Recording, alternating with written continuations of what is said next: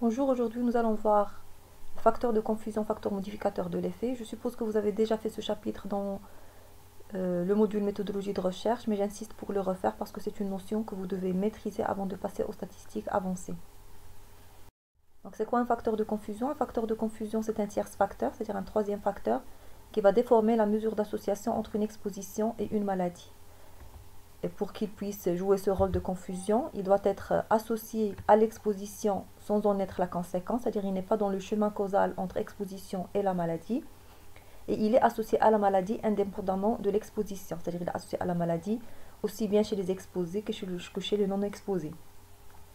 C'est indépendamment de l'exposition, il y a une association. Donc si on donne l'exemple typique, on va dire, si on veut étudier l'association entre café et cancer du poumon. Donc on va comparer des personnes qui consomment du café à d'autres qui n'en consomment pas. Et on va trouver qu'il y a plus de cancers dans le groupe qui consomme du café. Mais la science a montré qu'il n'y a pas d'association entre café et cancer du poumon. C'est-à-dire le café n'entraîne pas de cancer du poumon. Mais pourquoi on a trouvé qu'il y a un odds ratio ou bien un risque relatif qui est différent de 1, qui est supérieur à 1 en faveur du fait que le café est un facteur de risque du cancer du poumon. C'est parce qu'on sait très bien, donc le tierce facteur c'est le tabac. Donc on va penser au facteur confondant, c'est le tabac. On sait très bien que les fumeurs, ils consomment beaucoup de café comparativement aux non-fumeurs. Donc, dans le groupe consommateur de café, on a plus de fumeurs que dans le groupe non-consommateur de café. Ce qui explique le fait d'avoir plus de cas de cancer dans le groupe café, parce qu'en fait le groupe café c'est un groupe qui est fumeur, et le groupe, c'est-à-dire il y a plus de fumeurs, après il y a quelques fumeurs même dans l'autre groupe, mais il y en a moins. Donc c'est le tabac qui est le vrai facteur, donc c'est un facteur de confusion qui nous fait croire qu'il y a une association entre café et la maladie. Donc si on revoit la définition, le tabac il est associé à l'exposition, c'est-à-dire la consommation de café il est associé au fait de fumer. Les fumeurs consomment plus de café que les non-fumeurs. Donc il y a une association significative entre consommation café et tabagisme. Et de l'autre côté, le tabac, qui est le tierce facteur, qui est le facteur confondant, bien un facteur de confusion. Le tabac, on sait très bien que c'est un facteur de risque du cancer du poumon. Et à cause de cette association avec les deux côtés, exposition et maladie, il a joué le rôle de confusion. Donc on a eu l'impression qu'il y a une association entre le café et le cancer du poumon. Donc en absence de facteur de confusion, donc on a une mesure d'association correcte. Avec un facteur de confusion, donc on a une distorsion de cette association. Donc, cette distorsion, c'est-à-dire soit on a, normalement, il n'y a pas d'association et on va trouver qu'elle est significative, soit on va surestimer, donc peut-être qu'il y a une association qui existe, mais on va la surestimer, c'est-à-dire que peut-être que le vrai risque relatif, il est de 2, mais nous on va trouver 4, 6, donc on va surestimer l'association, ou bien au contraire on va la sous-estimer, c'est-à-dire il est de l'ordre de 3 et nous on va trouver 1,5, donc on va sous-estimer l'association existante ou bien masquer une association réelle. Maintenant c'est le cas contraire, donc en fait il y a une association, on a l'impression qu'il n'y en a pas, ou inverser le sens de l'association, c'est-à-dire facteur de risque au lieu de protecteur et vice versa. Donc c'est un peu les conséquences d'un facteur de confusion. C'est toujours une distorsion de la mesure d'association. Donc on va commencer par un exemple. On va parler de l'association entre la consommation d'un médicament A et la toxidermie. Donc on a notre tableau de contingence, une étude cas témoins, donc des cas qui ont de la toxidermie, des témoins qui n'en ont pas. Et on va leur poser la question sur la consommation du médicament A. Donc il y en a qui ont consommé, il y en a qui n'ont pas consommé. À partir de notre tableau de contingence, du moment que c'est une étude cas témoins, on va calculer notre odds ratio, donc toujours avec les diagonales. Donc on trouve que il est égal à 2,4. On calcule l'intervalle de confiance. On voit très bien que l'intervalle de confiance ne comporte pas la valeur 1. C'est-à-dire qu'il y a une association significative entre la consommation du médicament A et la toxidermie. On voit très bien que l'odds ratio est supérieur à 1, c'est-à-dire que le médicament A augmente le risque de toxidermie avec un odds ratio de 2,4. Augmente significativement le risque.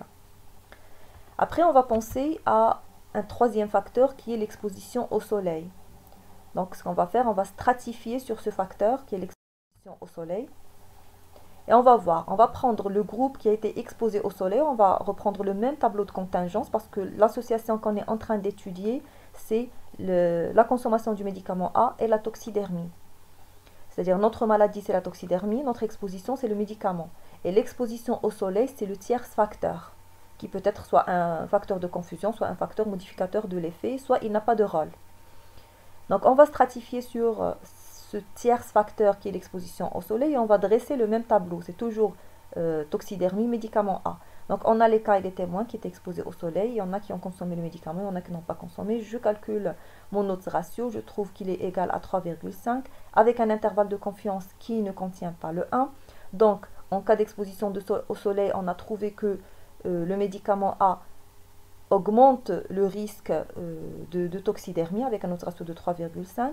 Puis on va dans la deuxième strate qui n'est pas exposée au soleil, toujours avec même tableau de contingence toxidermie médicament A. On a un odds ratio qui est égal à 1,1 avec un intervalle de confiance qui contient le 1. Donc il n'y a pas d'association entre la consommation du médicament A et la toxidermie, c'est-à-dire dans la strate qui n'est pas exposée au soleil. Donc on remarque qu'on a une différence entre les deux odds ratios. Dans la strate qui est exposée au soleil, on a un risque plus élevé en cas de consommation de médicaments, c'est-à-dire le médicament A augmente le risque de toxidermie. Par contre, dans la catégorie qui n'est pas exposée au soleil, la consommation de médicaments n'entraîne pas d'augmentation de risque. Il n'y a pas d'association significative. Donc dans ce cas, on va parler de modification de l'effet. On dit que l'exposition au soleil est un modificateur de l'effet. Parce qu'effectivement, il a modifié l'effet du médicament sur l'apparition de la toxidermie. C'est-à-dire, en cas d'exposition au soleil, on a un effet du médicament, un effet significatif, avec augmentation de risque de toxidermie. Il entraîne la toxidermie. Par contre, si on ne s'expose pas au soleil, la prise de médicaments n'entraîne pas de problème. Donc là, on est dans le cadre de l'interaction ou la modification de l'effet. Et dans ce cas, on va s'arrêter là, c'est-à-dire on ne va pas calculer une moyenne d'odds ratio, mais on va plutôt rester sur 2 odds ratio par strate. Et c'est ça l'information, c'est-à-dire c'est important de savoir que on peut prendre le médicament, mais sans s'exposer au soleil. C'est-à-dire c'est pas le médicament en soi ou bien tout seul qui entraîne la toxidermie, mais il faut juste prendre des précautions, ne pas s'exposer au soleil durant la durée de prise du médicament. Et ça, c'est important à connaître. Donc, c'est important, c'est une information supplémentaire. Donc, il y a interaction entre une exposition et un facteur, un tierce facteur, si l'effet de l'exposition sur la maladie est différent selon les strates du tierce facteur. C'est ce qu'on a vu dans notre exemple. C'est-à-dire, on n'a pas le même effet du médicament sur la survenue de toxidermie en présence ou en absence de l'exposition au soleil. Donc on a un odds ratio 0 qui est différent de l'odds ratio 1, c'est-à-dire ceux qui n'ont pas le tierce facteur et ceux qui ont le tierce facteur. Et on a dit que c'est une information enrichissante qui est importante, donc on va donner l'information par strate. Donc concernant l'interaction, modification de l'effet, je peux avoir une interaction qui est quantitative lorsqu'on parle de c'est-à-dire on a un peu plus de risque dans une strate par rapport à une autre, c'est-à-dire supposons qu'on compare les hommes aux femmes, donc on a une exposition, une maladie, les hommes ils ont un peu plus de risque que les femmes, c'est-à-dire que chez les hommes l'exposition entraîne un plus grand risque pour la maladie que chez les femmes, donc ça c'est une interaction qui est quantitative. C'est-à-dire les deux autres ratios sont différents, mais les deux sont significatifs et ils vont dans le même sens. C'est-à-dire dans les deux strates, on a une augmentation de risque, mais cette augmentation n'est pas la même. Ou bien dans les deux strates, on a une diminution de risque, mais cette diminution n'est pas la même. Donc on parle d'interaction quantitative. Parfois l'interaction elle est qualitative. C'est un peu comme pour notre exemple. Dans une strate, il n'y a pas d'association. Dans la deuxième, il y a une augmentation de risque. Ou bien dans une strate, c'est protecteur, dans l'autre, c'est un facteur de risque. C'est-à-dire on est dans des sens contraires. C'est pas en termes de quantité que la différence est là, mais plutôt c'est qualitative. Absence, présence, ou bien diminution de risque, augmentation de risque. Donc l'interaction peut être soit quantitative, soit qualitative. Donc là, on prend un autre exemple, c'est concernant le type de tabac consommé et le cancer de la vessie chez l'homme selon l'inhalation. Donc on s'intéresse au type de tabac, c'est pas fumeur, non-fumeur, mais plutôt le type de tabac consommé. Donc type de tabac, donc tabac brun ou tabac blanc ou mixte, c'est les deux catégories. Et on a une étude cas témoins, les patients avec cancer de vessie et les témoins qui n'ont pas de cancer de vessie. On calcule notre odds ratio, on trouve qu'il est de 1,89 avec un intervalle de confiance de 1,40, 2,54 qui ne contient pas la valeur 1. Donc on constate que la consommation de tabac brun augmente le risque de cancer de la vessie comparativement au tabac blanc ou tabac mixte.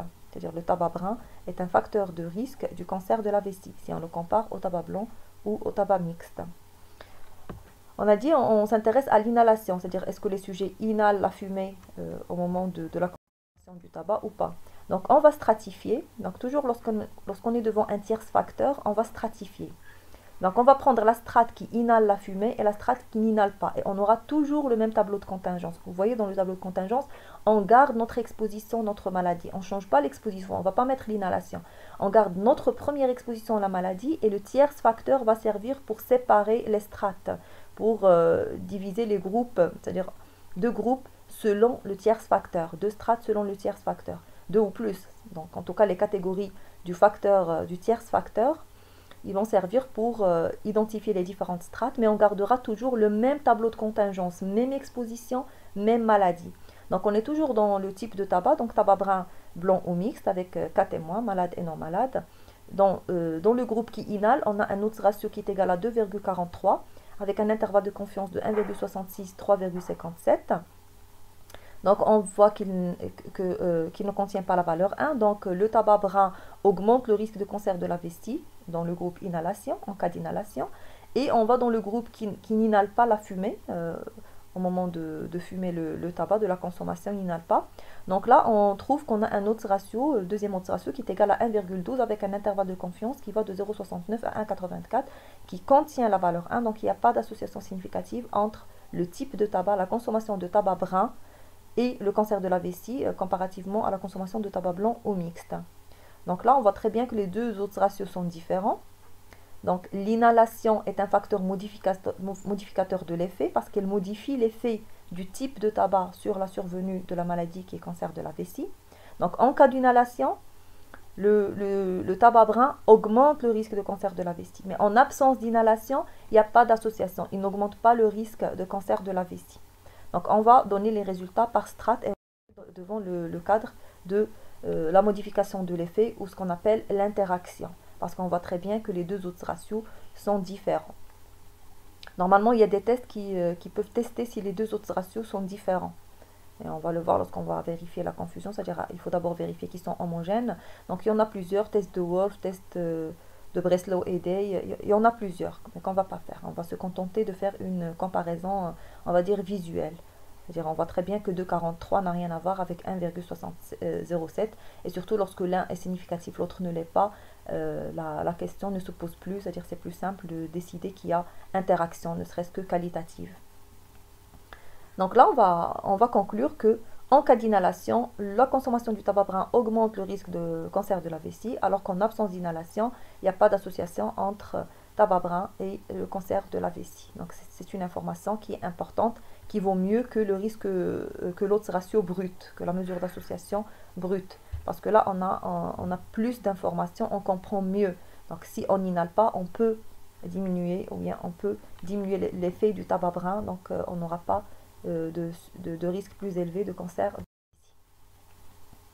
Donc maintenant on arrive au facteur de confusion. Donc c'est toujours, à chaque fois qu'on est devant un tierce facteur, on va scinder la variable selon les classes du tierce facteur. Donc que ce soit un facteur modificateur de l'effet ou un facteur confondant, mais qu'on va savoir à la fin, que c'est à la fin qu'on saura si les facteurs de confusion ou un facteur modificateur de l'effet. Donc on va scinder la variable selon le tierce facteur, c'est-à-dire on a les groupes selon le tierce facteur. Et on va toujours analyser l'association entre l'exposition et la maladie dans chacune des strates, mais on garde toujours la même exposition étudiée et la maladie.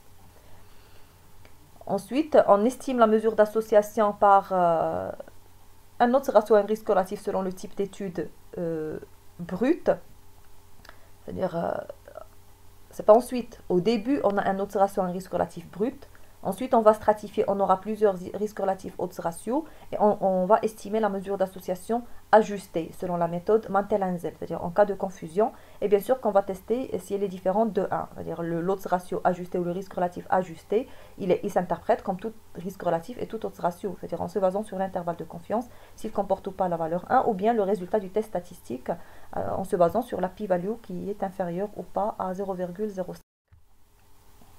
Donc là, on reprend l'exemple, c'est l'association entre le fait d'avoir des grossesses antérieures et l'infection à papillomavirus. Donc là, on a notre tableau de contingence, pour calculer l'autre ratio brut. Donc on a les femmes qui ont eu des grossesses antérieures et ceux qui n'en ont pas, eu, c'est-à-dire grossesse antérieure. Et on a les femmes, c'est-à-dire c'est une étude cas témoins, donc des femmes qui sont infectées au papillomavirus et des témoins qui n'ont pas de papillomavirus. Et on a vu celles qui ont déjà eu des grossesses antérieures et celles qui n'ont pas eu de grossesse antérieure, qui sont nulligestes, nullipares. Et on a calculé notre ratio brut, on a trouvé qu'il est égal à 0,38, avec un intervalle de confiance allant de 0,30 à 0,47. On voit que le 1 n'appartient pas à l'intervalle de confiance. Et on voit qu'on a un autre ratio qui est inférieur à 1, donc on a l'impression que le fait d'avoir des grossesses antérieures diminue le risque d'avoir une infection à papillomavirus. C'est-à-dire que les grossesses antérieures sont associées significativement à l'infection papillomavirus avec une diminution significative de risque, un autre ratio qui est égal à 0,38. Donc, selon les connaissances, on sait que, donc voici un graphique qui nous montre la prévalence de l'infection à papillomavirus en fonction de l'âge. Et vous voyez très bien que la prévalence du papillomavirus, elle est plus élevée chez les femmes jeunes, c'est-à-dire entre 20 et 24 ans, 24 à 29 ans.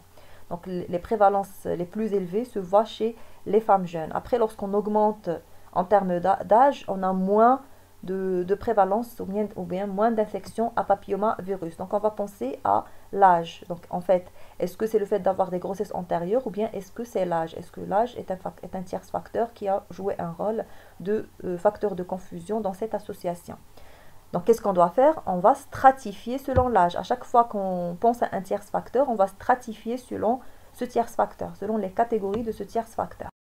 Donc on va stratifier, donc on va prendre la première strate, on va prendre que les femmes âgées de moins de 22 ans et on va chercher la même association entre grossesse antérieure et infection à papillomavirus. Donc voici notre tableau de contingence. On calcule notre haute ratio, on trouve qu'il est égal à 0,84 avec un intervalle de confiance de 0,52 à 1,35 qui contient la valeur 1. Donc il n'y a pas d'association entre grossesse antérieure et infection à papillomavirus. Après on passe à la deuxième strate.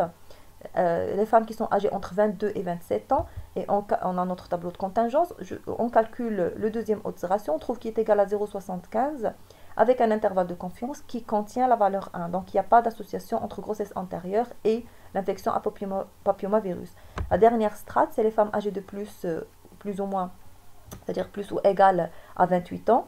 Et là, avec notre tableau de contingence, on calcule notre haute ratio, on trouve qu'il est de 0,93 avec un intervalle qui contient toujours la valeur 1. Donc il n'y a pas d'association entre grossesse antérieure et infection à papillomavirus. Donc vous remarquez que dans les trois strates, on a trouvé à peu près le même résultat, à peu près même haute ratio, c'est juste fluctuation d'échantillonnage, c'est-à-dire des petites différences, avec absence d'association significative entre grossesse antérieure et l'infection à papillomavirus.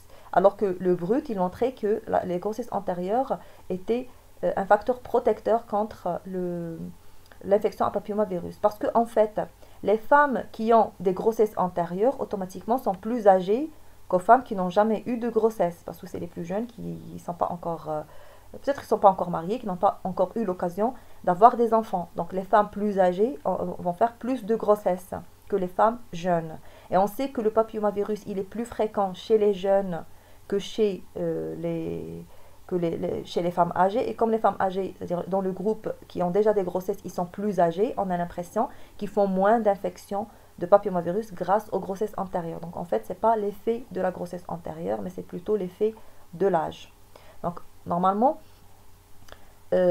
lorsqu'on calcule l'autre ratio brut, il n'est pas faux. C'est-à-dire qu'effectivement, si on compare les femmes qui ont des grossesses antérieures par rapport à celles qui n'ont pas de grossesse antérieure, elles font moins d'infections papillomavirus. C'est-à-dire c'est correct, c'est pas faux. Sauf que c'est pas grâce aux grossesses antérieures, mais plutôt c'est l'âge qui est protecteur. Donc ce qui n'est pas vrai, c'est pas l'effet propre des grossesses antérieures. C'est-à-dire lorsqu'on parle de confusion, ce qu'on cherche, c'est l'effet propre. C'est ce qu'on va calculer ou bien c'est ce qu'on va estimer à travers l'odds ratio ou le risque relatif ajusté. C'est-à-dire l'ajustement, il va chercher l'effet propre de la variable. Donc en cas de surestimation, sous-estimation, on revient à l'effet propre. Mais sinon, la mesure brute, elle n'est pas totalement fausse, elle est correcte. Donc on voit très bien que dans les différentes strates, on a à peu près même odds ratio. Donc on n'est pas devant la modification de l'effet, mais on est plutôt devant le phénomène de confusion.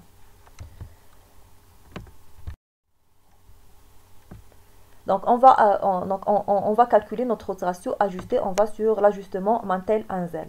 Donc, on a notre odds ratio brut qui calcule l'association entre les grossesses antérieures et l'infection à papillomavirus qui était de 0,38 avec un intervalle de confiance qui ne contient pas le 1.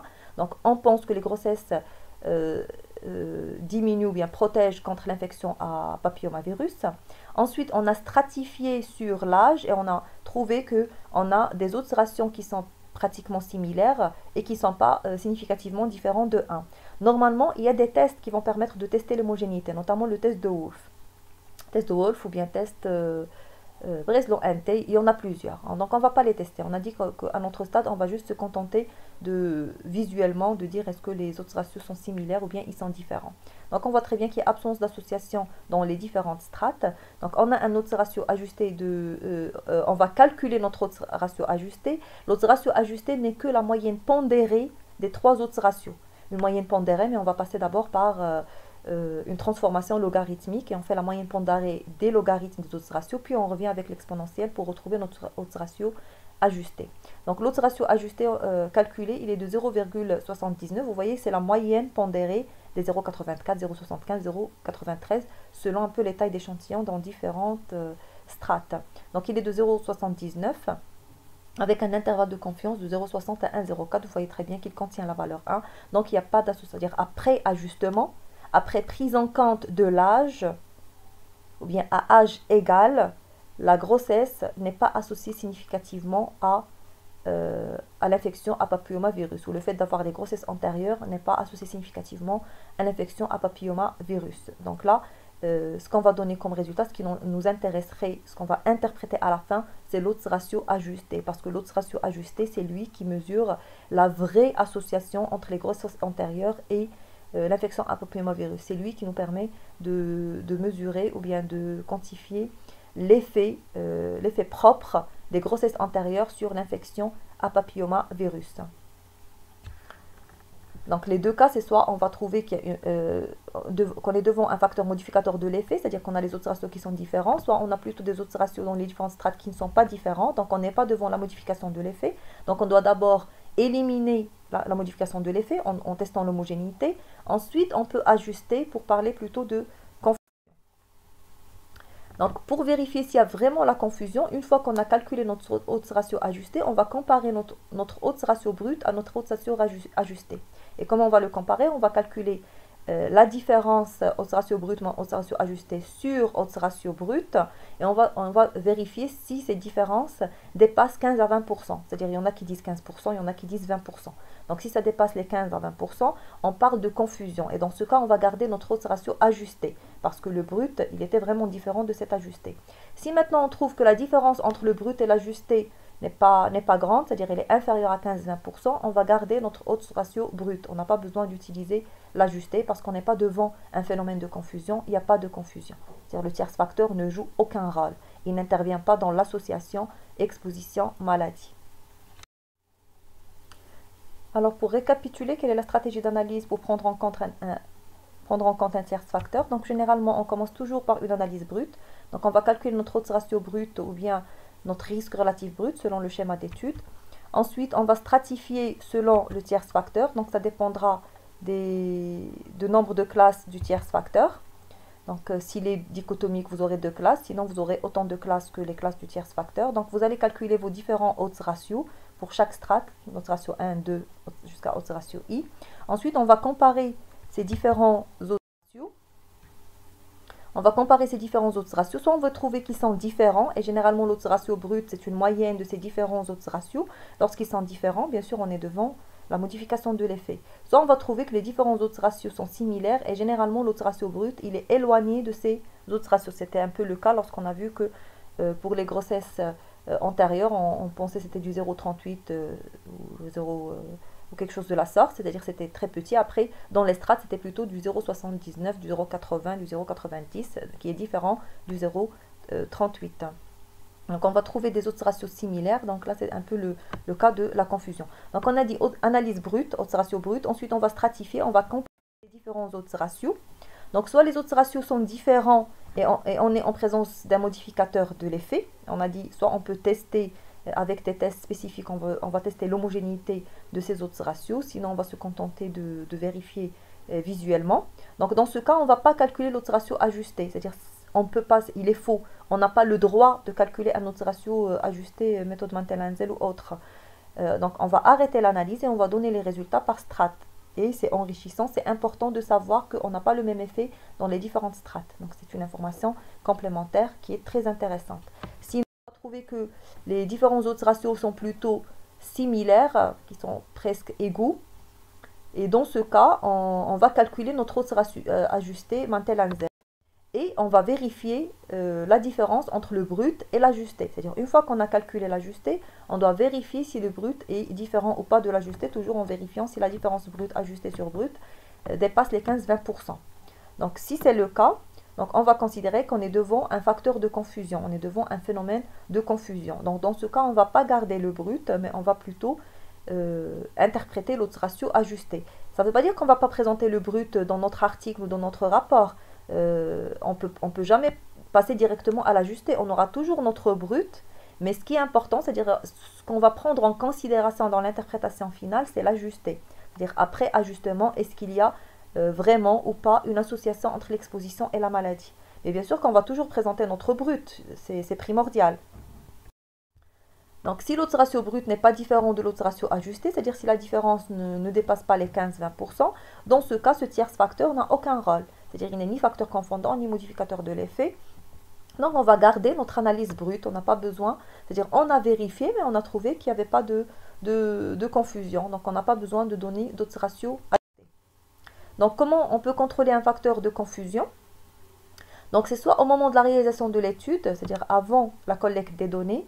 Donc là, on va faire un appariement sur le facteur de confusion présumé, c'est-à-dire si on suspecte que l'âge est un facteur de confusion, on va faire une étude cas témoin appariée, c'est-à-dire on va prendre des témoins qui ont à peu près le même âge que les cas. Donc si j'ai un cas de 20 ans, je prendrai un témoin qui a à peu près 20 ans. Et bien sûr, je neutralise l'effet de l'âge et je ne peux pas étudier l'effet de l'âge parce que mes cas vont avoir même âge que les témoins. Donc je ne peux pas étudier l'effet de l'âge. Ça ne m'intéresse pas de l'étudier, donc je vais plutôt le neutraliser. Ça, on fait la restriction, mais ce n'est pas très recommandé, c'est-à-dire plutôt travailler sur une même catégorie d'âge ou que chez les femmes ou que chez les hommes, mais ce n'est pas très recommandé. Ou bien, comme ce que vous avez vu pour les essais cliniques, la randomisation, elle est là justement pour neutraliser la confusion, pour qu'il n'y ait pas de différence entre les deux groupes concernant les différents facteurs. C'est-à-dire, lorsqu'on randomise, on a les mêmes âges, même sexe dans les deux groupes, même facteur génétique, même niveau socio-économique, etc. Donc, la randomisation, elle est là pour neutraliser la confusion. C'est pourquoi dans les essais cliniques, une fois qu'on a vérifié que les deux groupes sont comparables, cliniquement, on n'a même pas de vérifier avec des statistiques, on n'a pas besoin d'ajuster par la suite. Mais si on remarque qu'il y a des différences cliniques entre les deux groupes, là, on va ajuster sur les facteurs là où il y a une différence. Sinon, l'avantage du facteur de confusion, c'est-à-dire contrairement aux autres biais, c'est qu'on peut le redresser au moment de l'analyse statistique. C'est pas comme les biais de sélection, biais de mémorisation, bien biais d'information. Une fois qu'ils sont là, c'est trop tard. Donc, un biais de confusion, on peut le gérer au moment de l'analyse statistique à condition qu'on ait l'information sur ce facteur, qu'on a collecté la donnée sur ce facteur. Donc, on doit le suspecter dès le départ. Donc, au moment de l'analyse, donc soit on va faire de la standardisation, c'est un peu pour les incidences, les mesures de fréquence. Soit on fait la stratification, ce qu'on a vu, c'est-à-dire avec un ajustement Mantel-Hansel, c'est-à-dire stratification Mantel-Hansel, ou bien on fait ce qu'on appelle l'analyse multivariée, c'est ce qu'on va voir dans les chapitres suivants. Donc c'est pour neutraliser la confusion, pour avoir les valeurs ajustées.